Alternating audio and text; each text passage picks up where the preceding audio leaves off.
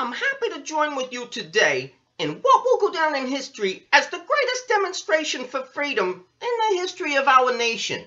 50 years ago, a great American in whose symbolic shadow we stand today signed the Emancipation Proclamation.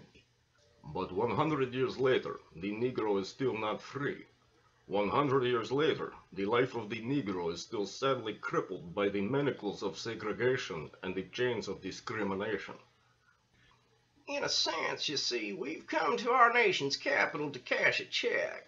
When the architects of our republic wrote the magnificent words of the Constitution and the Declaration of Independence, they were signing a promissory note to which every American was to fall heir. But we refuse to believe that the Bank of Justice is bankrupt. We refuse to believe that there are insufficient funds in the great vaults of opportunity of this nation. We have also come to this hallowed spot to remind America of the fierce urgency of now. This is no time to engage in the luxury of cooling off, or to take the tranquilizing drug of gradualism.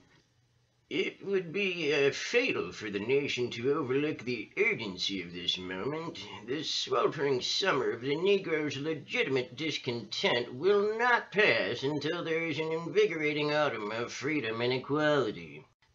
But there is something that I must say to my people, who stand on the warm threshold which leads into the palace of justice. In the process of gaining our rightful place, we must not be guilty of wrongful deeds. The marvelous new militancy which has engulfed the Negro community must not lead us to distrust of all white people.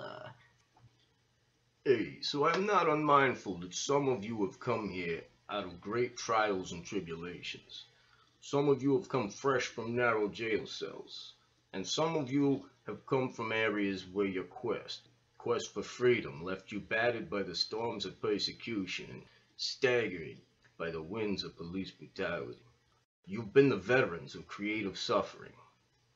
I have a dream that one day every valley shall be exalted, and every hill and mountain shall be made low.